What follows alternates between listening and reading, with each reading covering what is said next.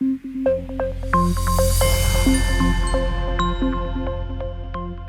right, welcome back to The Effect. And we are moving on to another chapter. This time we are talking about a different method that can be applied in a lot of different situations to be able to isolate a causal effect of interest, and that is regression discontinuity.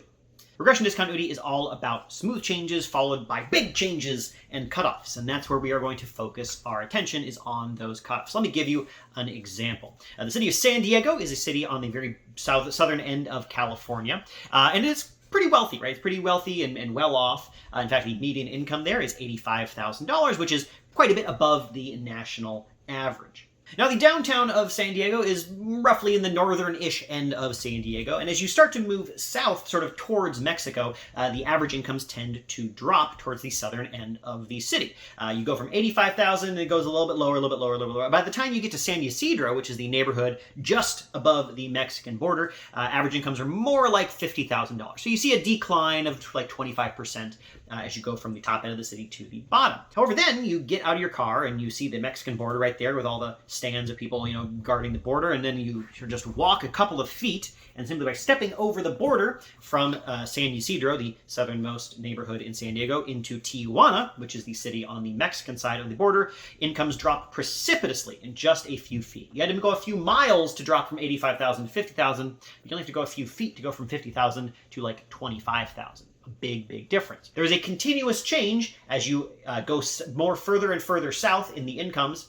And then when you hit a cutoff, the border, and you step from one side of the border to the other, you see a big change all at once. That is a discontinuity in the relationship between how far south you are and how much income there is. That's the kind of discontinuity that we are looking at for regression discontinuity designs. And in particular, we're going to be able to use that sort of setup where we have a smooth change followed by a discrete change to be able to identify a causal effect of interest. In particular, we can call these things running variables, the continuous variable that is changing slowly, and then determines the point at which you go over the cutoff. So in this case, going further south, that is the running variable as we increase our southernness. We also have the cutoff itself going over the Mexican-United States border, would be the cutoff in that case. And then we also have a bandwidth. The idea of the bandwidth is that if we focus in just around the cutoff, we have a cleaner comparison, right? So let's say that you notice that as you went further and further south, incomes tended to drop. And you're like, I wonder what's the effect of being just over the Mexican border as opposed to just on the United States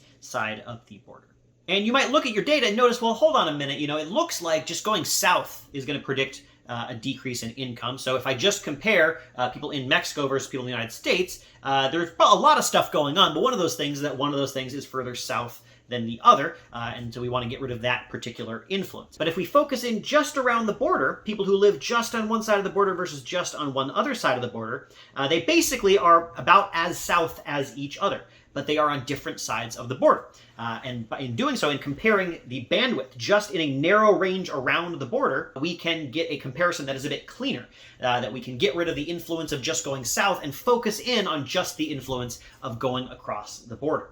So that's the idea. We have a running variable that changes smoothly, that may be related to a lot of backdoor kind of variables. We have a cutoff where the running variable changes just a little bit, and that tiny little change in the running variable leads to a big change in something, perhaps a treatment that we are interested in, or something like that. And then we also have a bandwidth, the idea that by focusing in a narrow range around that cutoff, we can isolate just the effect of whatever the big change is, while getting rid of the influence of the smoothly changing running variable and all the other backdoor things that it is related to. Now, there are a lot of setups where this sort of thing applies, and we can use it to get causal effects. All sorts of geographic borders might be places where we can apply this. So, for example, being on just one side of a literal border or another, or perhaps on one side of a border that determines a police jurisdiction might determine which kind of policing you are exposed to. Close elections are a place where you can use regression discontinuity. If you look at how the vote share changes, and it smoothly changes, and one political party A is winning as they have 50% or more, and then it gets down to 50.1%, and then 50.01%, and then this tiny little change from 50.01% to 49.9% changes dramatically who has won the election.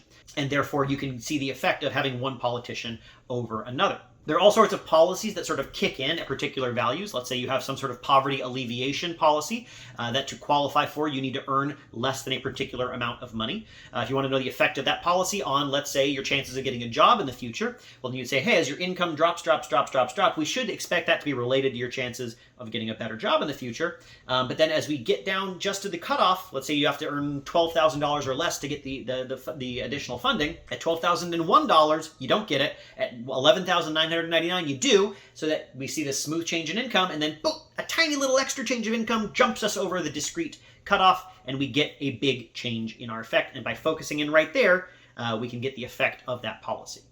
Now, when we do all this, we're sort of assuming that we have a causal diagram that looks like this. So we can see that we have a treatment there in the middle, and we are interested in the effect of that treatment on the outcome. Now, getting the treatment or not is entirely determined by whether or not you are above a certain cutoff, or perhaps below. It works in either direction. The running variable there determines whether you get the treatment through whether you are above or below the cutoff, right? So how far south are you? Are you far enough south to be in Mexico as opposed to the United States? That would be your running variable, your southness, determining whether you are above or below the cutoff. Is your southness enough to put you in Mexico rather than the United States? And then that determines your treatment. The treatment in that case being you're in Mexico, and then we can look at the effect of that on whatever outcome we are interested in. Now, of course, there's plenty of backdoor variables. There's lots of stuff that's related to how far south you are, or if we're looking at that poverty policy, how much income you have. Lots and lots of backdoor variables. Almost certainly we wouldn't be able to control for it all. But this isn't a kind of design where you have to control for a lot of stuff. This is, like instrumental variables, a design where we isolate a front door that we are interested in. By isolating just the area around the cutoff, by looking at a bandwidth just around the cutoff, we are focusing in on just the part of the data where there isn't really any variation in our running variable. And we think that it's sort of like saying that you're randomly assigned to be on one side of the cutoff or another, as long as we make it very narrow. Taking the income thing, for example, we might say, yeah, a lot of stuff, backdoor stuff, is going to be related to the amount of income that you have.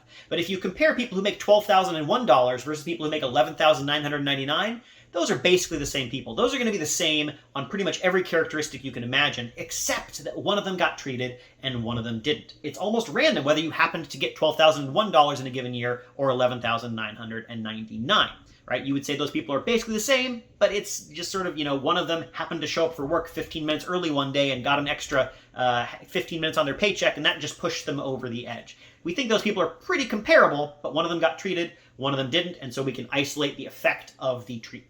And in doing so, we close all the back doors, even for stuff that we cannot measure. If we look at this diagram, if we tried to control for the running variable directly, that wouldn't work, because the running variable is the only thing that determines treatment. And so there's simply no variation left. But what we're doing is we are controlling for all the parts of running variable except for that part just around the cutoff, right? So we're controlling for how south affects your income or whatever as we move through San Diego. We're controlling for how south affects your income as we move through Mexico, but we're not controlling for how south affects your income just at that tiny little area around the border, around that bandwidth. And by isolating just that part of the variation, we're isolating what we think might represent a relationship between going south and whatever the outcome is that has a causal interpretation. So we can get the causal effect of being in Mexico, for example. Now, regression discontinuity is a pretty cool idea. I would say that right now it's probably the kind of causal inference research design, aside from randomized experiments, that people probably trust the most. In fact, there are a number of literal government policies that say we will only accept evidence as being high quality if it's a randomized experiment or a regression discontinuity design. Is that justified? I don't know. I think we're going to have some issues to do with statistical power with regression discontinuity in the future. That's neither here nor there. We'll talk about it in future videos. But it is very intuitive, right? You can see how it makes a lot of sense that you can really pick out a part of the variation where you have what amounts to basically random assignment. And look at how that relates to the outcome. Now, it only applies in situations, obviously, where the treatment is assigned based on a cutoff, which is not always the case. So the places where you can apply it are kind of limited. But when you can, it's pretty cool. The assumptions are fairly plausible, even if the statistical power is a little bit weak. And you get very nice, intuitive, and easy to understand results. You get graphs that look like this, where we can simply see how a variable is changing as we lead up to the cutoff. And then you can see at the cutoff, boom, it changes right away. And that's a very convincing demonstration of the idea that whatever our treatment is really changing the outcome.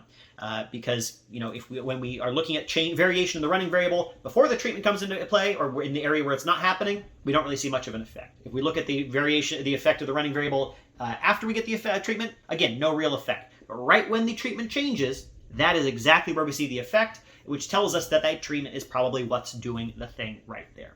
All right, that is the idea behind regression discontinuity. In the future videos on this topic, we're going to talk about different details with estimation and, of course, how we can actually implement such a thing. Thank you.